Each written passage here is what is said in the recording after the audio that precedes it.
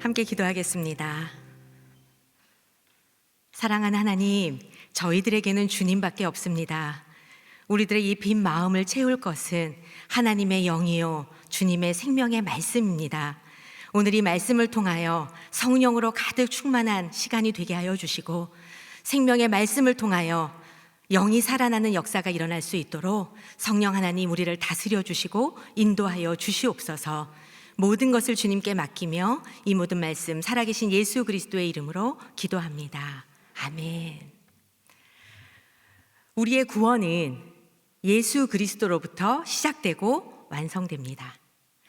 우리가 구원받았다 하는 것은 이제 우리가 죄와 사망의 권세 가운데서 구출되어서 죄 용서함을 받았다 하는 의미뿐만 아니라 하나님과 바른 관계를 맺기 시작하였다 하는 하나님과의 관계를 맺게 되었다는 의미도 같이 포함하고 있습니다.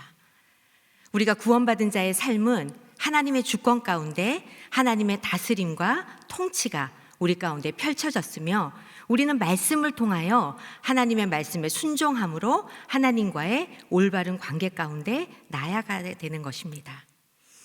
우리의 소소한 일상 가운데서 하나님의 통치를 받는다는 것, 그것은 반드시 말씀을 통해서 이루어져야 하며, 그렇기 때문에 우리가 매일 말씀을 묵상하고 그 말씀을 통하여 하나님과 깊은 만남을 갖고 바른 관계를 갖는 것은 믿는 자에게 주시는 하나님의 너무나도 특별한 은혜입니다.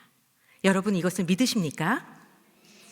날마다 말씀 묵상을 통하여 하나님의 은혜를 여러분들은 누리고 계시나요?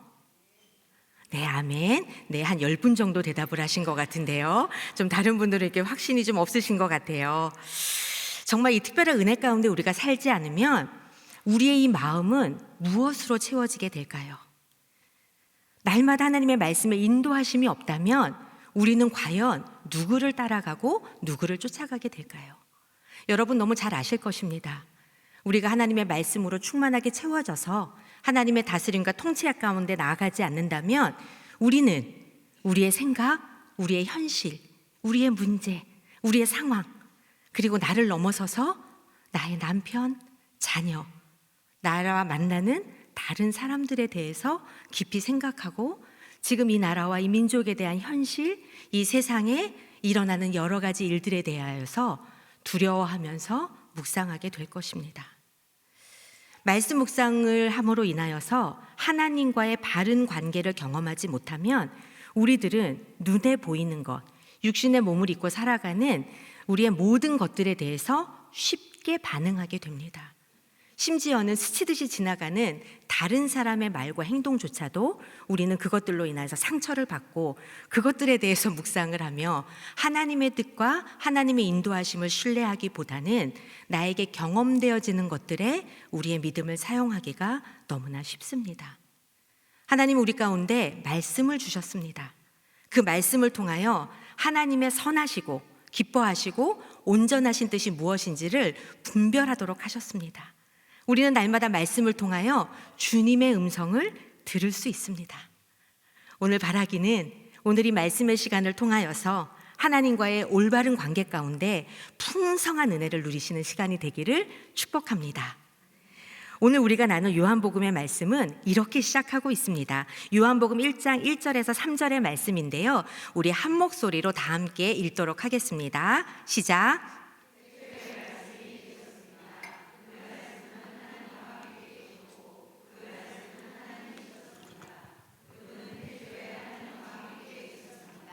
모든 것이 그분을 통해 지음 받았으며 그분 없이 된 것은 아무것도 없었습니다. 태초에 말씀이 계셨습니다.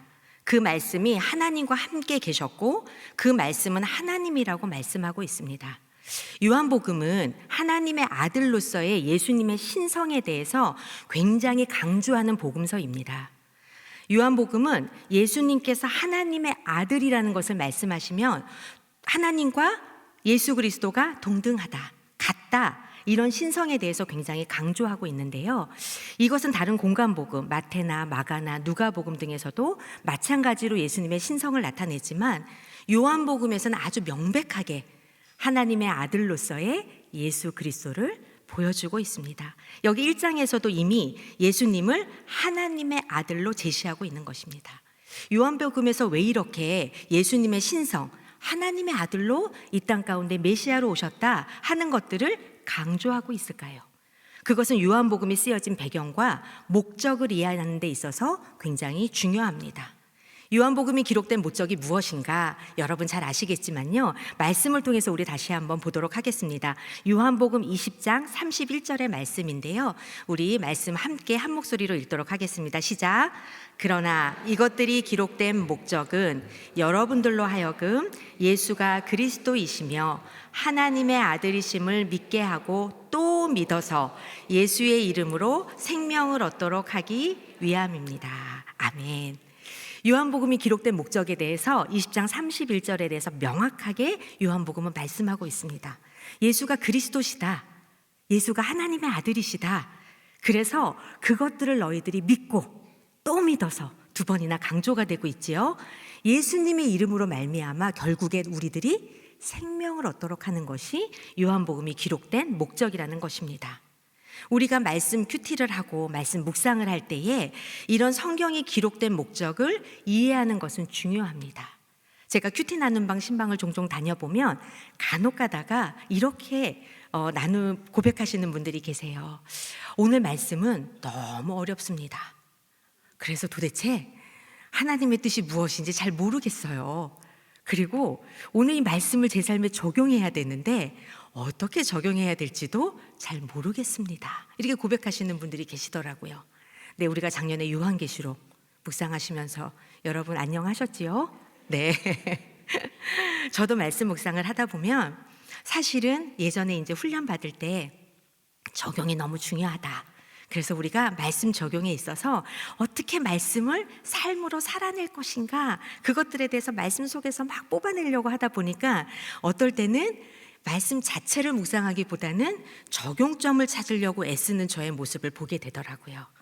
근데 제가 오늘 이 요한복음 말씀을 가지고 이 설교를 준비하면서 이 기록된 목적이 우리 가운데 생명을 주시고 예수님이 하나님의 아들로서 이 땅에 오셔서 우리 가운데 메시아로 오셨다는 것을 우리가 기억하고 이 요한복음을 묵상한다면 우리는 우리의 삶에서 구원자로 오신 예수님과 동행함의 고백만으로도 우리의 삶에서는 적용이라고 할 수 있습니다.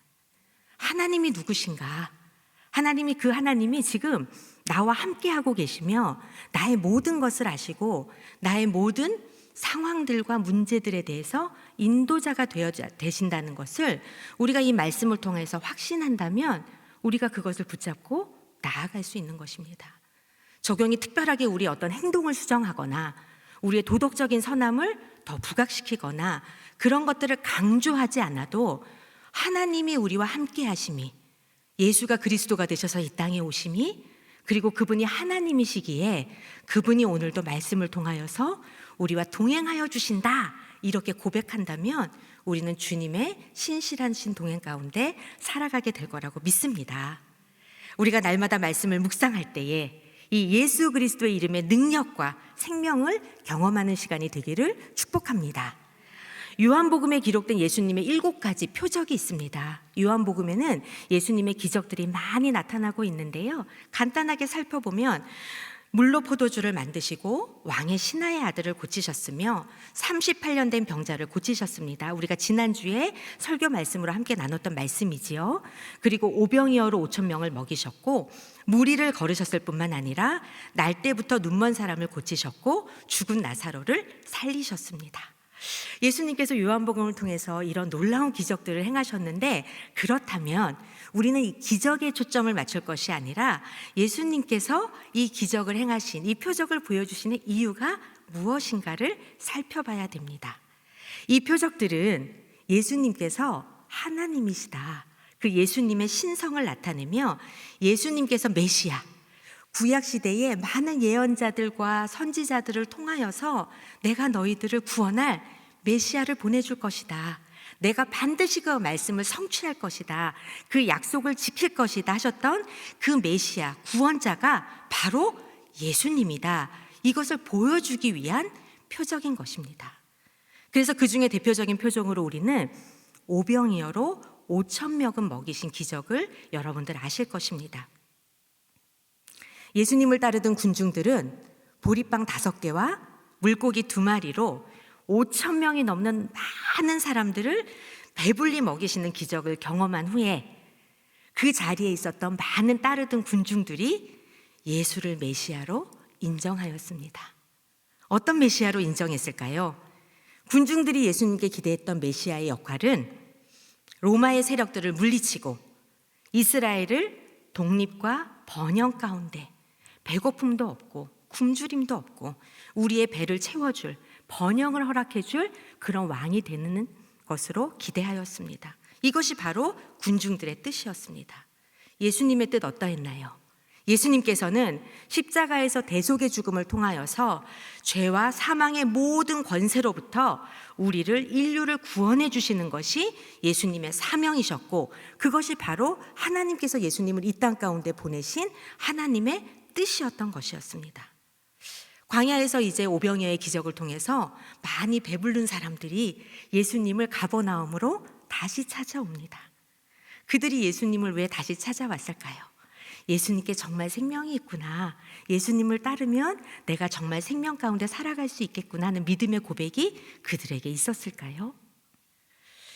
그 이유에 대해서 요한복음 6장 26절은 이렇게 말씀하고 있습니다. 제가 읽도록 하겠습니다. 예수께서 대답하셨습니다. 내가 진실로 진실로 너희에게 말한다. 너희가 나를 찾는 까닭은 표적을 보았기 때문이 아니라 빵을 먹고 배가 불렀기 때문이다. 이렇게 말씀하십니다. 표적을 통하여서 이 땅에 오신 메시아를 만난 것이 아니라 나의 굶주림과 배고픔을 채워줄 그런 나의 번영을 이루어줄 메시아로서 그들이 배가 불렀기 때문에 예수님을 따랐습니다. 안타깝게도 지금 우리가 살아가고 있는 이 시대에도 예수님을 따르는 많은 자들 중에 이런 나의 배고픔과 나의 어떤 결핍과 나의 만족을 충족시켜줄 메시아로 우리는 하나님을 따라가고 있지는 않은지요. 그들은 예수님의 기적을 보고 나서 더 이상은 굶주림이 없는 메시아 왕국을 꿈꿨습니다. 그들이 생각한 하나님의 복은 무엇이었냐면 음식을 충분히 공급을 받고 병든 것이 나음을 입고 로마의 압제로부터 이 고통과 이 압제 가운데서 자신들을 구해줄 메시아를 그들은 원했던 것입니다. 그들의 주장을 관철시키기 위해서 그들은 무엇을 하실 수 있는가, 예수님이 나를 위해서 도대체 무엇을 해줄 수 있는 메시아인가, 거기에 관심을 갖고 있었다는 것입니다. 그러나 예수님의 기적은 그들의 생각과는 너무나 달랐지요. 하나님이 어떤 분이신가? 우리를 향하여서 얼마나 놀라운 은혜와 사랑을 가지고 계신가? 한 영혼 한 영혼을 찾아오셔서 생명의 자리로 이끄시기를 원하시는 하나님의 마음을 예수 그리스도의 모든 표적을 통하여서 인격과 능력을 우리 가운데 보여주신 것입니다. 사랑하는 성도 여러분, 우리들의 모습은 어떨까요? 우리들의 관심은 어디에 있습니까? 성경에 나타난 성경에서 행하신 예수님의 많은 기적들을 보면서 여러분들은 그 말씀을 묵상할 때 무엇을 생각하고 기대하고 나아가십니까? 하나님의 뜻을 온전히 신뢰하고 하나님이 하시고자 하는 일들이 나의 뜻과 다를지라도 하나님의 뜻을 따라갈 때에 그 길이 생명이기 때문에 하나님의 일에 대해서 관심을 가지고 계십니까? 아니면 나의 생각, 나의 뜻, 나의 만족, 지금 내가 처한 이 상황을 뭔가 반전시켜줄 그런 메시아로서 하나님을 필요로 하고 있지는 않으신지요? 하나님의 뜻을 온전히 신뢰하지 못하고 매일 말씀 묵상을 통하여 하나님 자신에 대해서 알아가는 것보다 우리의 만족을 위해서 우리가 말씀 묵상 가운데로 나아가는 일이 없는지 오늘 이 시간을 통하여서 우리의 모습을 말씀 가운데 비춰보기를 소망합니다. 내가 기도하고 바라는 대로 응답하지 않으시는 하나님에 대해서 나는 여전히 원망하는 마음을 가지고 있지는 않은지요. 상황이 변하지 않고 문제가 해결되지 않았을지라도 여전히 항상 내 삶에 함께 하시며 내 삶의 인도자가 되어서 나의 삶을 이끌어 가실 하나님의 일들을 기대하며 찬양하고 감사하는 저와 여러분이 되시기를 축복합니다. 우리가 날마다 말씀을 읽을 때 주목해야 될 것은 이 표적을 통해서 드러난 기적 자체가 아니라 이 기적을 행하시는 예수 그리스도가 어떤 분이신가 하는 것입니다. 여러분 말씀을 펴서 묵상하실 때에 오늘 이 말씀 속에서 나타난 하나님의 모습 어떻게 나타나 있는가? 하나님은 그 일을 통하여서 우리 가운데 무엇을 말씀하시고자 하는가? 그 하나님께서 오늘도 나의 구세주가 되셔서 나와 동행하여 주심에 그 기쁨과 감사를 나는 오늘 말씀을 붙잡고 어떻게 행하며 걸어가야 되는가?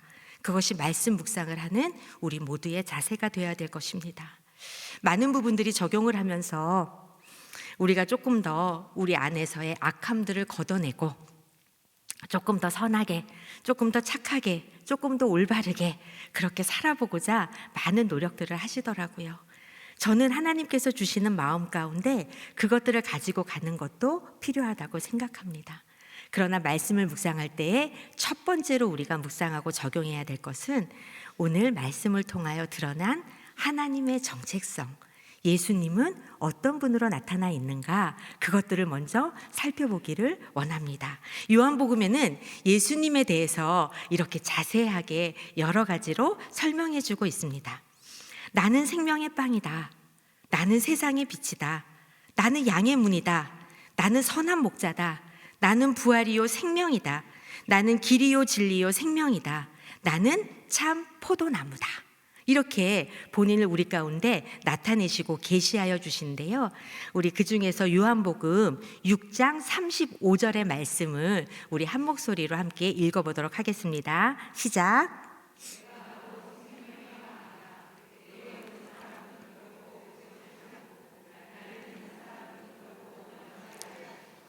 아멘. 예수님은 나는 생명의 빵이다. 그래서 내게 오는 사람, 나를 믿는 사람은 배고프지도 않고 결코 목마르지도 않겠다 약속해 주고 계신 거예요. 많은 사람들은 배고픔을 채웠기 때문에 빵을 먹고 배부른 까닭에 예수님을 따랐지만 예수님은 우리 가운데 주고 싶으셨던 것이 예수님 자신이었습니다. 예수님께 나와서 예수 그리스도의 그 이름을 믿는 자들에게는 하나님의 구원을 얻어서 내가 너희들의 왕이 되어서 너희들을 다스리시고 이제는 영원히 줄이거나 목마르지 않게 해줄게 라고 말씀하시는 것입니다. 이 약속의 말씀을 여러분 믿음으로 취하시고 믿는 여러분들이 되시기를 소망합니다. 예수님께서 행하신 표적에 대해서 우리는 어떻게 반응해야 될까요? 우리가 하나 반응해야 될 것은 바로 믿음입니다. 믿고 또 믿게 하기 위하여서 예수 그리스도를 이 땅에 보내신 하나님의 뜻을 받아들이는 것이지요. 오늘 본문 말씀이 60절에서 71절은 이 생명의 빨과 관련된 예수님의 말씀에 대한 제자들의 상반된 두 가지 반응을 나타내고 있습니다. 예수님의 말씀을 듣고 제자들은 어떤 반응을 보였을까요? 예수님의 말씀에 대한 제자들의 반응은 이것이었습니다. 이 말씀 참 어렵구나. 과연 누가 알아들을 수 있겠는가? 이 반응은 예수님을 따랐던 많은 군중들과 무리들의 반응이 아니었습니다. 예수님을 따랐던 많은 무리 중에서도 제자로서 예수님을 따랐던 그들의 반응이었습니다. 이 말씀 참 어렵구나. 과연 누가 알아들을 수 있겠는가? 여기서 듣다라는 거는 우리가 귀로 잘 경청하다는 의미가 아닙니다. 이것은 받아들인다는 의미로 이해하는 것이 여기에서는 더 적절합니다. 바꾸어 이야기하면 이 말씀은 참 어렵기 때문에 누가 이것을 받아들일 수 있겠는가? 이렇게 제자들이 반응했다는 거예요. 여러분, 제자들은 예수님을 따라다니면서 예수님과 함께했던 사람들이고 예수님의 옆에서 병든 자를 고치시고 물로 포도주를 만드시고 여러 가지 기적들을 행하신 예수님을 보았을 것입니다. 그런데 주의 말씀을 들었을 때 주님, 제가 그 말씀을 따르겠습니다 하는 반응이 아니라 이 말씀 참 어렵구나. 누가 이것을 받아들일 수 있겠는가? 이렇게 반응하는 것이 좀 이상하지 않으시나요? 왜 제자들은 이 예수님의 말씀에 대해서 이렇게 반응할 수밖에 없었을까요? 왜 말씀을 이렇게 어려워하고 받아들이지 못했을까요? 예수님께서 너무 어렵게 말씀하셔서 이해가 잘 안 돼서 그랬을까요? 아니면 의사소통에 문제가 있었을까요? 오늘 말씀을 잘 꼼꼼히 묵상하고 읽어보시면 사람들이 예수님의 말씀을 듣고도 그것을 받아들이지 못했던 이유는 그들이 그것을 원치 않았기 때문입니다. 그들은 그것을 원치 않았습니다. 우리가 조금 전에 같이 우리가 함께 나누었던 것처럼 생명의 빵을 먹고 그 자리에서 예수님을 따랐던 많은 사람들의 뜻과 예수님이 이 땅에 오셔서 이루셔야 하는 하나님의 뜻은 너무나 달랐습니다. 사람들의 관심과 하나님의 관심은 너무나 달랐기 때문에 예수님의 말씀을 들었을 때 그 말씀에 아멘 하고 나아갔던 것이 아니라 그 말씀이 어렵고 내 안에 받아들이는 것이 그들에게는 너무 쉽지 않았던 것입니다. 내가 그것을 원치 않아서 믿지 않으려고 하는 사람, 그 사람에게는 예수님의 그 생명의 말씀은 전혀 능력으로 다가오지 않습니다.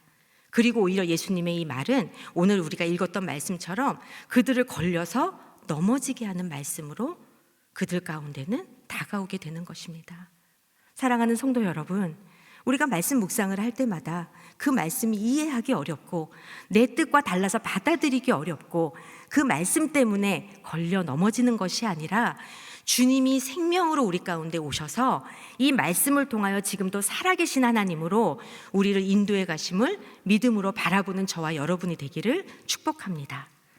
이 말이 너희에게 걸림이 되느냐? 이 뜻은 무엇이냐면 이 말을 듣고 너희들 화가 나느냐, 너희들 분노가 일어나느냐 하는 뜻으로 예수님이 말씀하셨어요. 군중은 물론이고 제자들조차도 자신 하나님의 교훈에 대해서 예수님이 말씀하신 그 교훈에 대해서 이 부정적인 반응을 나타내고 있는 것을 예수님은 이미 아셨습니다. 말씀에 대해서 마음 문이 닫힌 사람은 예수님께서 어떤 기적을 행하시고 어떤 표적을 보여주셔도 예수님의 그 이름을 믿음으로 받아들이는 것이 어렵다는 것을 오늘 말씀을 통해서 우리는 깨닫게 됩니다. 예수님께서 제자들에게 다시 한번 말씀하십니다. 우리 요한복음 6장 63절의 말씀인데요. 우리 다 같이 한 목소리로 읽도록 하겠습니다. 시작. 생명을 주는 것은 영이므로 육신은 아무 소용이 없다. 내가 너희에게 한 말은 영이요 생명이다. 세상의 대다수의 사람들은 육신의 생각을 쫓아서 살아갑니다. 육체와 마음이 원하는 대로 따라갑니다. 육체와 마음을 만족시키기 위하여서 이 세상의 어떠한 것으로 자꾸 우리의 육체와 마음을 채우려고 합니다. 그러나 성경이 지속적으로 일관되게 우리 가운데 말씀하여 주시는 것은 육신은 아무 소용이 없다. 너희들이 육신대로 살면 반드시 멸망할 것이다. 말씀하시며 이제 육신이 이끄는 대로 따라가는 사람에게는 어떤 소망도 없다는 것을 오늘 다시 한번 말씀해 주고 계십니다. 여기서 예수님께서 말씀하시는 육의 무익함은 아담의 범죄한 이후에 우리 안에 들어온 타락과 부패함으로 인하여서 하나님을 찾지도 않고 하나님을 갈망하지도 않고 하나님을 깨닫지도 못하는 죄악된 인간의 본성이라는 관점에서 우리는 이해할 수 있습니다. 영이 생명을 주는 것과는 대조적으로 이 육은 영적인 측면에서는 아무 유익도 가져다 주지 못한다고 오늘 성경은 말씀하고 있습니다. 예수님께서 육신의 몸을 입고 살아가는 이 인생에 대해서, 인생 자체에 대해서 가치가 없다 이렇게 말씀하시는 것이 아닙니다. 영의 가치를 소홀히 여기고 영의 가치를 그 가치에 대해서 잘 깨닫지 못하고 이 육적인 가치에만 치우치는 이 행위 자체가 잘못된 것을 말씀하고 계십니다. 우리의 삶에서는 하나님께 나아가는 우리의 영적인 가치를 추구하는 길보다 더 우리 가운데 사랑함으로 따라가고 있는 길이 없는지 우리는 오늘 말씀을 통하여서 우리의 모습을 바라봐야 될 것입니다.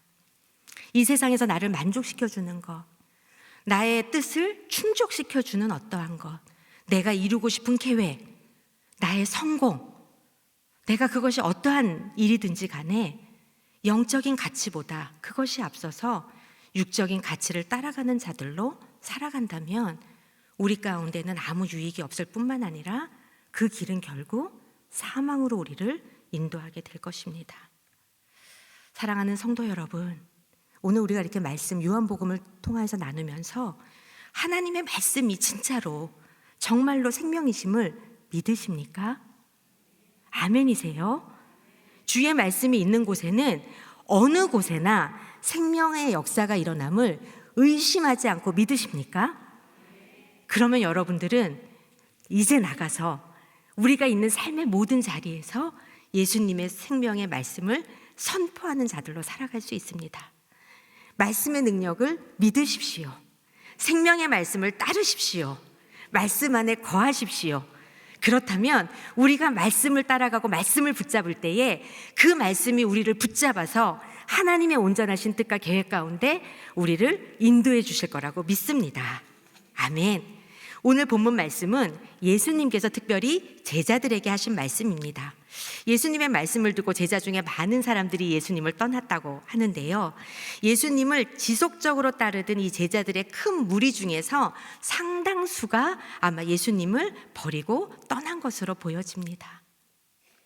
그들 중 일부는 앞에 나누었던 것처럼 우리의 배를 채워주거나 우리의 만족을 해방시켜줄 그런 메시아의 역할을 주님께서 맡으려고 하시지 않는 것을 알고 본인들의 만족이 채워지지 않음으로 인하여서 예수님을 떠났습니다. 이 떠나는 제자들의 특징에 대해서 오늘 요한복음 말씀을 통해서 보니 이 떠나는 제자들은 보니까 예수님의 말씀을 어려워했고 예수님의 말씀을 자신의 뜻과 다르다는 이유로 받아들이지 않았으며 예수님의 말씀이 걸림이 되었던 것을 알 수 있습니다. 그때 예수님께서 12 제자들에게 이렇게 말씀하십니다. 너희도 떠나고 싶으냐? 제가 이 말씀을 딱 묵상하면서 이때 주님의 마음이 어떤 마음이셨을까? 그걸 한번 깊이 이렇게 묵상해 보게 되었습니다. 제가 이것들을 이제 같이 묵상하면서 보니 여기서 너희도 떠나고 싶으냐 하는 것은 너희도 이제 떠날 거지? 떠날 것 같은데 이런 의미가 아니라 예수님께서 이 말의 의미는 너희들까지 진정 가버리기를 원하는 것은 아니지 그렇지 너희들은 나와 함께 할 것이지 하는 의미로 말씀하신 것입니다. 오늘 여러분에게도 이 음성이 들려지기를 소망합니다. 예수님께서 너희들도 나를 떠나려고 하는 것이 아니지 세상의 만족을 따라서 육의 가치를 따라서 살아가는 사람처럼 떠나버릴 것은 아니지 그렇지 하고 말씀하실 때에 우리는 어떻게 대답할 수 있을까? 이것에 대해서 베드로가 먼저 대답을 했어요. 오늘 시몬 베드로가 예수님께 이렇게 대답합니다. 요한복음 6장 68절에서 69절의 말씀인데요. 우리 한 목소리로 함께 읽도록 하겠습니다. 시작. 시몬 베드로가 예수께 대답했습니다. 주여, 영생의 말씀이 주께 있는데 저희가 어디를 가겠습니까? 주는 하나님의 거룩하신 분임을 저희가 믿고 또 압니다. 시몬 베드로가 예수님께 이렇게 대답했습니다. 영생의 말씀이 주님께 있는데 저희가 어디를 가겠습니까? 너희도 가려느냐? 너희들도 가고 싶으냐? 그러고 물으셨을 때 우리가 주님께 이 시몬 베드로의 고백처럼 주님, 영생의 말씀이 주님께 있는데 제가 어디로 가겠습니까? 주님은 하나님의 거룩하신 분임을 믿고 또 제가 압니다. 이렇게 고백하는 여러분들이 되기를 축복합니다. 베드로와 다른 사도들은 예수님께서 영생의 말씀을 가지고 계심을 이해하고 있었습니다. 알고 있었다는 거예요. 그리고 무엇보다 확신하고 있었습니다. 더 나아가서 영생의 말씀을 받아들이는 결정적인 선택을 하고 있었습니다. 세상을 따를 것이냐, 예수 그리스도를 따를 것이냐, 이 선택 앞에서 저희는 예수 그리스도를 따르겠습니다. 우리가 작년에 큐티한 요한복음의 말씀도 우리 가운데 던지는 질문이 그것이었습니다. 세상의 바벨론을 따라갈 것이냐, 예수 그리스도를 따라갈 것이냐, 세상의 로마를 따라갈 것이냐, 예수 그리스도를 따라가실 것이냐, 이 세상의 가치들을 추구할 것이냐, 어린 양을 따를 것이냐, 이 질문을 우리 가운데 던지고 있었던 것입니다. 이 제자들은 주의 말씀에 담긴 진리, 영생의 의미를 알고 있었습니다. 이것을 아는 사람들은 어떠한 경우에도 예수님을 버리거나 떠나지 않습니다. 아멘. 인생의 이 항해의 닻을 우리가 여정을 갈 때에 그 닻을 주님의 말씀 앞에 예수님께로 내리고 그 마지막 목적지를 향해서 나아갈 때 요동함이 없다는 것입니다. 우리가 세상의 다른 것들에 우리의 가치와 우리의 인생의 여정 가운데 닻을 내리면 우리는 상황에 따라서 요동치고 두려워하게 된다는 것입니다. 말씀을 통하여 하나님과의 올바른 관계가 맺어져서 하나님이 어떠한 분이신지를 날마다 말씀을 통하여 깨닫고 그 하나님이 나의 하나님이시기 때문에 나와 함께하여 주시고 나를 다스리시는 분이기 때문에 그분을 온전히 신뢰하고 나아가는 사람들에게는 온전한 하나님의 통치가 일어나게 될 줄 믿습니다. 나의 뜻을 하나님의 뜻보다 앞서지 않게 되기를 소망합니다. 날마다 말씀을 통하여 하나님의 뜻이 과연 무엇인가? 하나님은 누구이신가?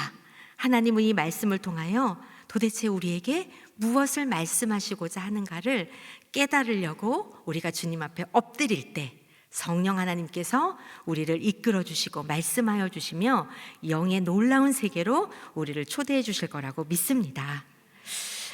여기서 베드로와 이 제자들이 예수님을 이해하고 확신하고 주님을 따르겠습니다. 저희가 믿고 또 압니다 하고 했던 이 알은 무엇이냐면요, 단순한 지식적인 알미 아닙니다. 경험적으로, 인격적으로 하나님과의 관계 가운데 하나님을 경험함으로 인하여서 우리 가운데 알게 되는 알을 의미하고 있습니다. 여기서 또 예수님을 따르는 제자들의 특징을 보니까 예수님을 따르는 제자들은 예수님의 말씀을 이해했습니다. 예수님의 말씀을 확신했습니다. 무엇보다 예수님의 말씀을 받아들였습니다. 그리고 믿음의 고백으로 예수님께 나아갔습니다. 오늘 60절에서 71절의 말씀을 통하여서 저는 묵상 포인트로 여러분에게 이 질문을 던지고 싶습니다. 오늘 이 말씀을 통하여서 말씀 속에서 나는 표적을 구하고 있는가? 아니면 예수님을 구하고 있는가? 예수님의 말씀이 나에게는 걸림돌이 되는가? 아니면 나를 이끄시는 생명의 말씀이 되는가? 우리가 이 두 가지의 묵상 포인트만 가지고 여러분들이 말씀을 묵상할 때에 그것을 한번 말씀 앞에서 곰곰이 어떻게 주님께서 인도하여 주시는지 주님의 음성을 듣게 되는 시간이 되기를 축복합니다. 사랑하는 성도 여러분, 참된 제자가 된다는 것은, 따르는 제자가 된다는 것은 하나님의 말씀을 따르는 것입니다. 예수님과 그분의 말씀이 무시될 때에도, 이 세상에서 배척을 받을 때라도 그분께 충성을 다하는 것입니다. 그분의 진리가 이해하기 어렵고 때로는 적용하기가 더욱 어려울 때라도 그분의 말씀이 눈에 보이는 현실과는 모순되는 것처럼 보일지라도 많은 사람이 심지어는 예수님을 버리고 떠나고 세상이 예수님을 믿는 사람들에 대해서 손가락질하고 비난할 때조차도 우리가 믿음으로 그분께 충성을 다하는 것입니다. 이것이 참된 제자의 모습인 것입니다. 우리의 매일의 말씀 묵상을 통하여 우리를 찾아오시는 예수님을 경험하시기를 축복합니다. 작년 12월 우리가 대림절 4주간의 기간을 통하여 예수님의 오심을 우리는 깊이 묵상하였는데요. 그분은 우리 가운데 거하시기 위하여서, 우리 가운데 장막을 치기 위하여서 우리 가운데 오셨습니다. 예수님의 뜻은 우리와 함께 하시는 것입니다. 계시록 3장 20절에는 이렇게 말씀합니다. 보라, 내가 문 앞에 서서 두드리니 누구든지 내 음성을 듣고 문을 열면 내가 들어가서 그와 함께 먹고 그는 나와 함께 먹을 것이다. 이제 오늘 예배 마치고 돌아가 우리가 말씀의 자리에 섰을 때 매일 말씀을 통하여 우리를 찾아오시는 살아계신 메시아 예수 그리스도를 만나는 여러분들이 되기를 축복합니다. 매일의 삶은 우리 가운데 선택을 요구할 것입니다. 세상의 육적인 가치를 따라서 살 것이냐, 말씀이 어렵고 이해가 되지 않는다고 하여서 예수 그리스도를 떠날 것이냐, 아니면 참 생명이 주님께 있고 살리는 것은 영이니 육은 무익하다고 말씀하시며 영생의 길로 오늘도 우리를 이끌기 위하여서 너희도 가고 싶으냐? 너희는 나와 함께 있을 것인지 말씀하셨는 주님 앞에 주님, 영생의 말씀이 주께 있기에 제가 오늘도 주님을 따르겠습니다 고백하는 저와 여러분 되기를 축복합니다. 제가 설교를 준비하면서 한 기독신문의 기사를 접하게 되었습니다. 26년간 무속인으로 살다가 8년 전에 회심하여서 이제 집사로 신앙생활을 하고 있는 한 성도의 이야기였습니다. 기사를 읽어보니 본인이 무속인으로 이제 활동을 할 때 그 시절 찾아온 손님 중에 40%가 기독교인들이었다고 합니다. 제가 이 기사를 접하면서 우리는 과연 무엇을 바라보고 무엇을 따르고 있는가, 그것들에 대해서 좀 참담한 마음이 들었습니다. 일반 성도로부터 직분자도 포함이 돼 있었다고 해요.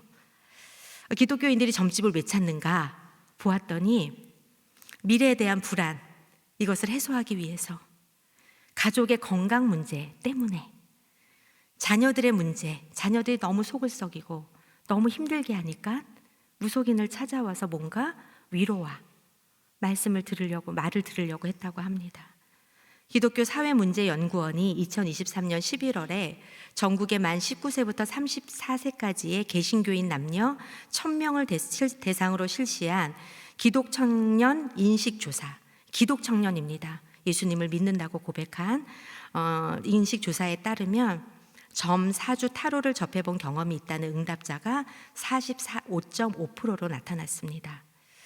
이것 또한 미래에 대한 불안감을 해소하고 마음의 평안을 찾기 위해서 무속에 의존하고 있음을 보여주는 수치라고 합니다. 재미로 점을 보고, 심심해서 점을 보고, 요즘에 거리에 나가보면 점을 봐주는 집, 타로점을 봐주는 집, 사주를 봐주는 집, 너무나 우리가 정말 아무 생각 없이 쉽게 그것들에 대해서 이끌리고 있지는 않은지요. 제가 이 기사를 보면서 사사기의 말씀이 기억났습니다. 하나님을 우리의 왕으로 모시지 않을 때 이 세상은 어떤 일들이 일어나는가? 우리가 하나님을 믿는다고 하는 기독교인들조차도 우리가 하나님이 진정한 왕으로서 그분의 통치를 받지 못하면 우리의 인생 가운데 어떠한 일이 벌어지는가? 사사기는 이렇게 말씀하고 있지요. 그때 왕이 없었으므로 사람들이 각기 제 소견에 오른 대로 행하였더라. 여러분, 우리가 말씀 없이 어떻게 하루를 살아갈 수 있겠습니까? 우리가 말씀 없이 어떻게 주님의 백성이라고 고백할 수 있겠습니까? 우리가 날마다 주님의 말씀을 갈망하지 않으면서 어떻게 믿는 자들이라고 우리는 당당하게 말할 수 있겠습니까? 하나님의 뜻에 관심이 없고 오직 하나님의 그 기적과 표적을 나의 만족이 이루기 위한 수단으로 쓰면서 우리가 어떻게 주님을 믿는 기독교인이라고 고백할 수 있겠습니까? 사랑하는 성도 여러분, 우리가 날마다 하나님의 말씀을 붙들고 믿음으로 서지 않으면 사단은 늘 우리를 미혹하고 유혹하며 공격하여 우리의 영혼을 끝까지 파괴시키려고 갖은 수단을 동원할 것입니다. 우리가 입으로 하나님을 믿는다고 하여서 하나님을 믿는 것이 아닙니다. 우리의 전심으로 주님을 따르지 않는다면 우리는 어찌 보면 이 세상의 거센 풍랑에 휩쓸려서 그저 따라갈 수도 있을지 모르겠습니다. 사랑하는 여러분, 2025년 새해 우리는 무엇을 따르시겠습니까? 오늘 요한복음의 말씀을 통하여 묻고 계시는 주님의 물음 앞에 너희도 가려느냐? 너희들 가고 싶으냐? 이 세상이 그렇게 유혹하고 그렇게 미혹할 때에 그렇게 아름답게 보이더냐? 이렇게 말씀하실 때에 주님, 저는 오늘도 내일도 앞으로도 그리고 영원히 주님의 생명의 말씀이 하나님께 있기에 우리를 구원하신 어린 양만을 따르겠습니다 고백하는 저와 여러분 되기를 축복합니다.